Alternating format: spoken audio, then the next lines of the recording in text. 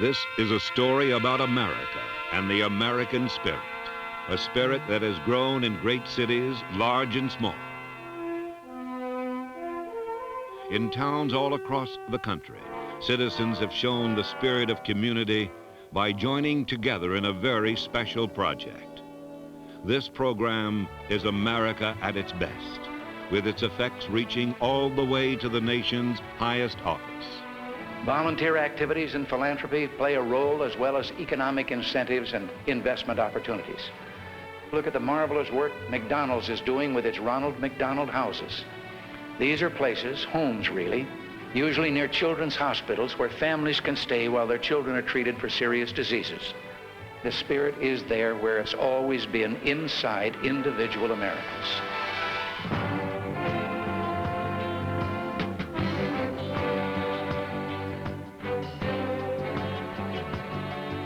The story of the Ronald McDonald House is a story of ingenuity and determination. It is also the story of courage and love.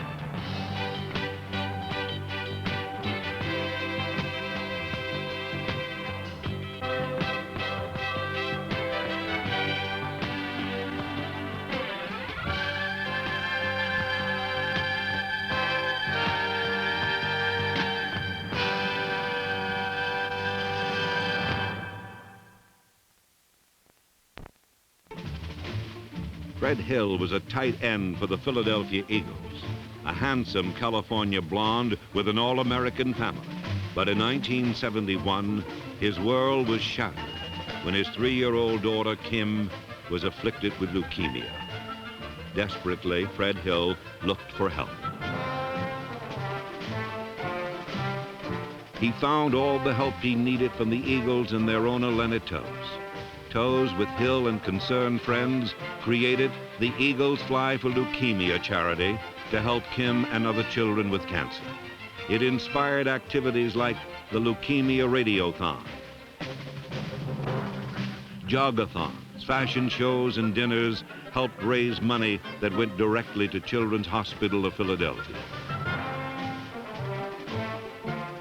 Over $800,000 was eventually raised for a new leukemia wing, which was appropriately named the Philadelphia Eagles Oncology Center.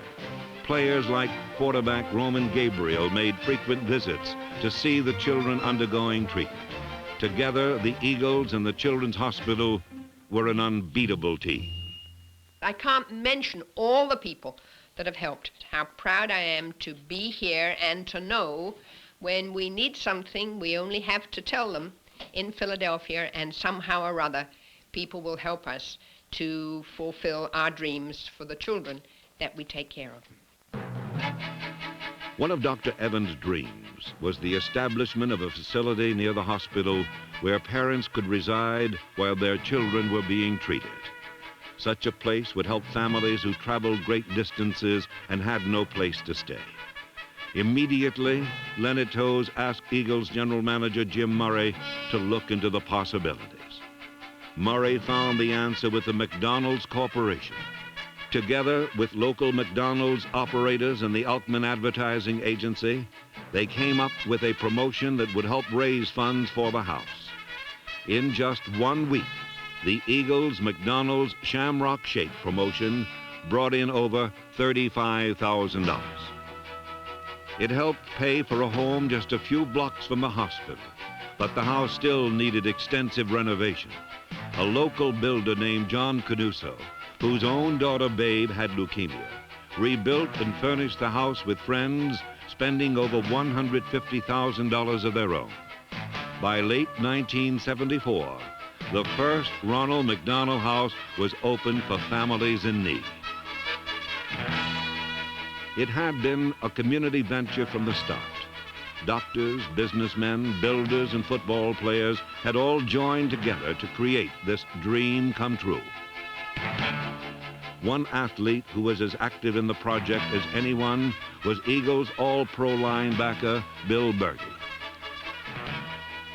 The purity of our Eagles Fly for Leukemia really is that all the 10 and the 15 cents that are sent in by children that perhaps have collected Coke bottles and what have you, it all goes right into the into the fund because all of the administrative cost is picked up by our owner, Mr. Tose, and this is really the beauty of it all, people helping people. The next stop, Chicago, and the second Ronald McDonald House. Following Philadelphia's example, concerned parents, doctors, the Chicago Bears, and Chicagoland McDonald's operators all pitched in. And in early 1977, House co-founder Charles Marino welcomed everyone to the Ronald McDonald House dedication.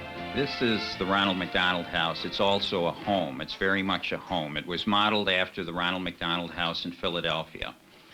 And because it's a home, there's going to be tears shed here, I'm sure, but there's going to be a lot of laughter also, and a lot of love. And that's what this home is really built on. It's the love that we have for each other. Also on hand to lend support was NFL patriarch and Bears president George Halas.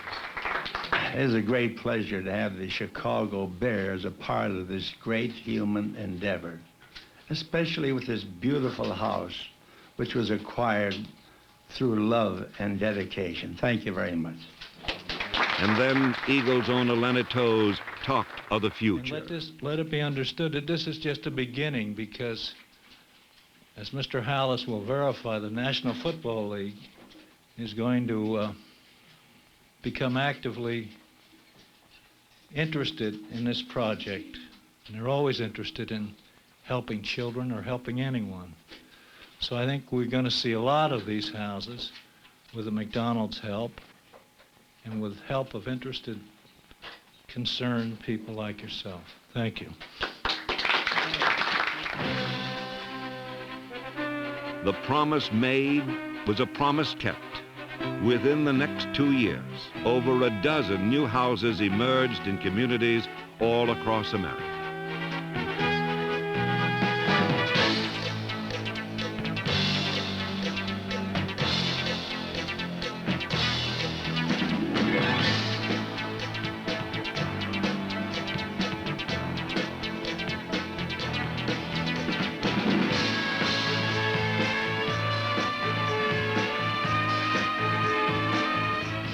All these houses are different. Over 3/4 of them were former fraternity houses, sorority houses. We've converted 3 convents, 1 seminary, and this is the 6th house to be built from scratch. And while they're all different on the outside, they all have the same ingredient. They're all put together with love and emotion. Each house dedication was a manifestation of love, but each community also displayed their own indigenous qualities to celebrate the grand opening. In Tucson, Arizona, for instance, a string quartet performed.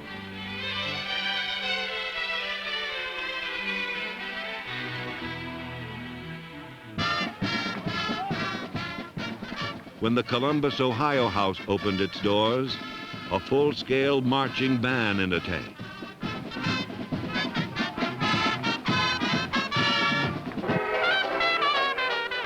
And in Richmond, Virginia, the swinging sounds of Dixieland jazz provided the musical backdrop to a lavish parade down Main Street.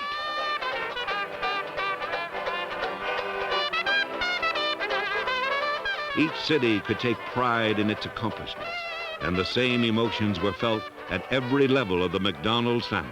We continue to love people and children, and the more successful we are, the more of this type of thing we want to do. That's our way of doing things. And I'm just so pleased with what I see here that I'm ready to take a room and just relax. Oh man, this is beautiful. September 24th, 1979. Monday night football at Municipal Stadium in Cleveland, Ohio. A nationwide audience looked on as the Cleveland Browns squared off against the NFC champion Dallas Cowboys. Cleveland upset Dallas that night, and a key player in the win was Brown safety Tom Darden, number 27. The very next day, Darden helped dedicate the Cleveland Ronald McDonald House. Darden recalls those hours vividly. I can still remember the thrill I received from intercepting a Roger Staubach pass who had thrown over 90 passes without an interception and returning it for a touchdown. But the thrill I received in being a part of the opening of the Ronald McDonald House of Cleveland was greater than any interception I could possibly ever make. It was the first time I was involved with a project in Cleveland where both East and West Siders and people of all walks of life pooled their efforts for a most worthy human cause. The Browns' involvement with the Cleveland McDonald House was a forerunner of things to come. The National Football League was now actively involved, and more help was on the way. Children have always been very important and very special to McDonald's, and the Ronald McDonald House project has given us the opportunity to be involved in the community because we have long felt that if you take something out of the community, you must be willing to put something back into the community. We're very proud of the Ronald McDonald House and our association with it. I and everyone who worked on it have been inspired by this miracle that stands on 86th Street. This manifestation that people do care.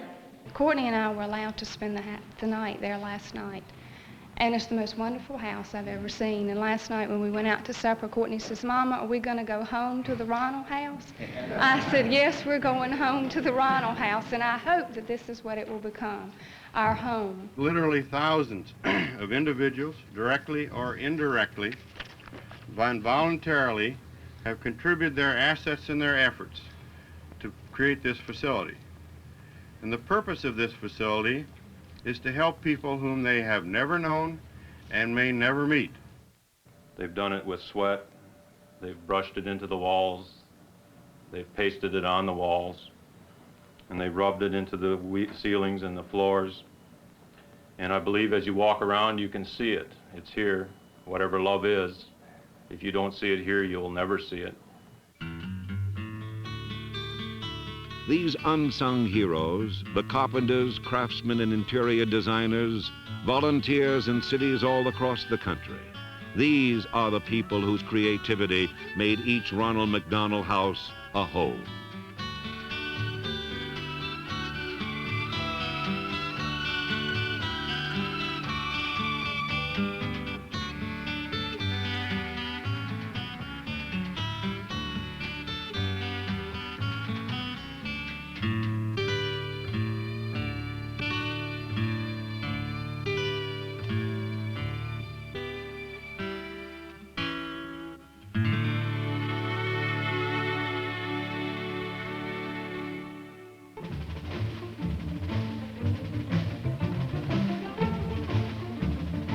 As construction and house operations increased, so too did the involvement of teams and interested players around the National Football League. I've helped raise some money for the Ronald McDonald House up in the Dayton, Ohio area. And I think one reason I became involved is I've got 2 children of my own, and you realize what a trauma it is for parents when your children are in a situation where they're in a hospital and they're away from home. And I think just to be able to keep a family and their children together at a crucial situation is a very important factor. And I, as a Washington Redskin, want to thank you, and I also would like to thank the individuals here from the McDonald's Corporation who have done so much. But the main thing that we don't want to forget today is where this comes from and where it is going. Things have come to us here because of what you have done, and we have to remember that this is only the starting point. This has to continue on. And the only way it can continue is through more hard work and more dedication from everyone here. And as a Washington Redskin and as a member of the National Football League, it makes me proud to be able to stand up here and say that I am backing the Ronald McDonald House, because I think it is a great house and it is doing great things around the United States, and I think it can even be greater.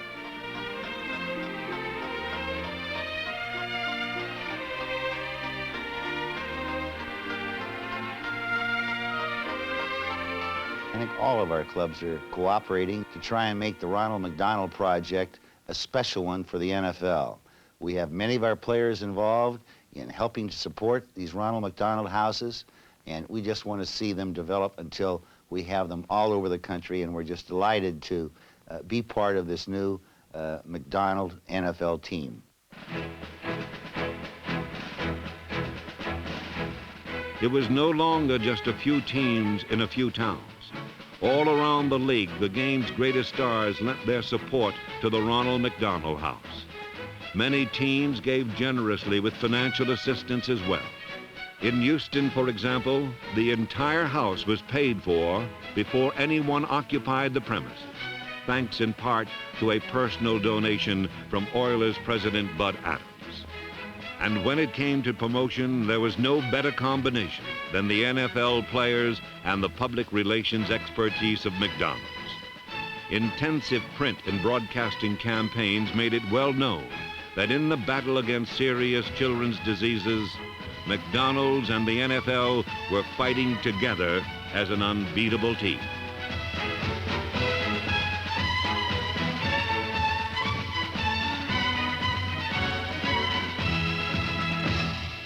And this could not have happened without the tremendous effort led by the McDonald family. We're proud of them. We appreciate all that they have done. I am privileged and humbled to be able to say that I was able to give whatever support I could. At this moment, I am deeply and emotionally touched that the character of the American public comes forward at a moment like this, and we can truly see the good of the people that populate this land. Much good has come from the McDonald House program in the form of spin-off activities. One such event is the McDonald's Kids Golf Classic, held annually at the White Manor Country Club in Malvern, Pennsylvania. Here, the finest women golfers in the LPGA compete while money is raised for cancer research. The first year alone netted over $100,000. Another successful project is the American Dream Flight, an event where children with leukemia at nominal expense travel to Orlando, Florida to enjoy the fun and excitement of such attractions as SeaWorld and Walt Disney World. On the maiden voyage of the Dream Flight in 1980, many doctors reported that some of the seriously ill children literally lived for the trip. And the thrill of making such an excursion had an emotional and profound impact on the parents of the children as well. I had the privilege of calling half of the group to let them know that they were going to go on the flight, and listening to the reactions on the telephone was just terrific. I got everything from loud cheers to tears, or to some people who couldn't even talk. On the shores of Lake Geneva, Wisconsin is Camp One Step at a Time, where children with cancer can experience the fun of summer camping.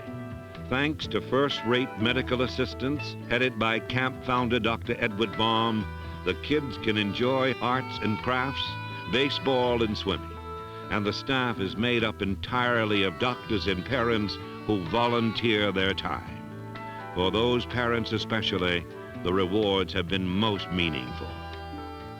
Bringing my son up here has changed all of our minds. It's given us a different outlook. And this has helped me to realize more or less and get over the fact that he does have leukemia, but the thing can be beaten. It's opened up just a whole new line of thinking for me. I'm sure that most of these children have a positive attitude toward what they are because they're fully aware of what disease that they do have and that it can be beaten. The slogan always comes back to mind of one step at a time, and they're taking that step each day, and I'm sure that they'll beat it.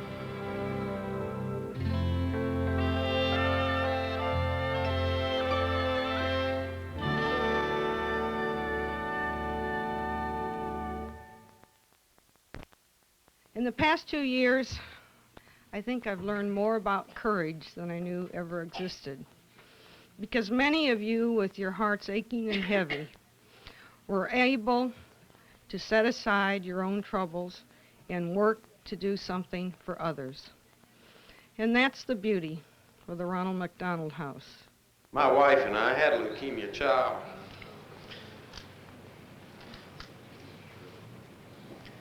And I can say to you that a facility like this will have a meaning to those families that you'll never fully appreciate. We drive 135 miles back and forth at least 5 days a week out of a month. And since Ronald McDonald House is open, like they said, it's going to be a home away from home. And it means so much to us, we just don't know how to tell you how much it means to us.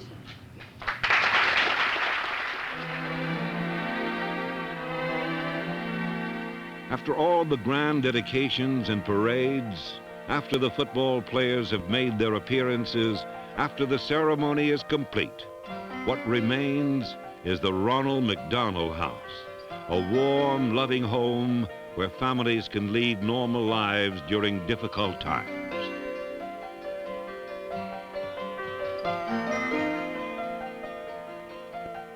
For the children, there is a feeling of love and security. For the parents, a shared experience with other families who face similar hardships. This may be the greatest service the Ronald McDonald House provides.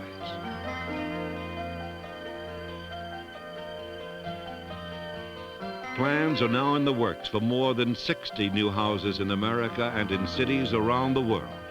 The project came full circle in 1981 when the first ever Ronald McDonald House, the house in Philadelphia, was retired for a larger facility. A 100-year-old mansion near the original site was restored and expanded and opened its doors in May 1981. On hand at the dedication was the little girl who started it all. Only now, little Kim Hill was a grown-up 15-year-old, completely cured from leukemia. It just took a lot of caring people to do what has been accomplished. And, I mean, I really didn't enjoy being sick, but I think about it. And if I wasn't sick, this may never have happened. And, like, I mean, I didn't enjoy it, but now I am glad that something came of it. And I really like to thank you all. Thank you.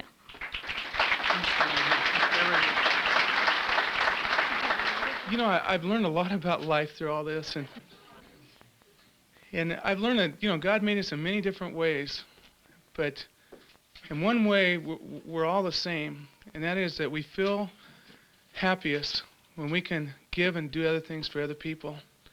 And I know everybody that worked on the Ronald McDonald House here and throughout the country and soon throughout the world have that happy feeling. The road is long,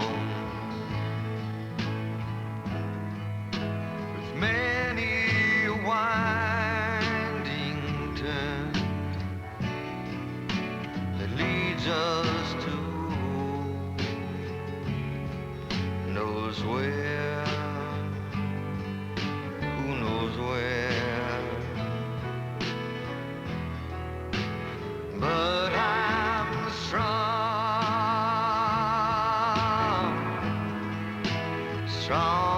enough to carry him. He ain't heavy, he's my brother.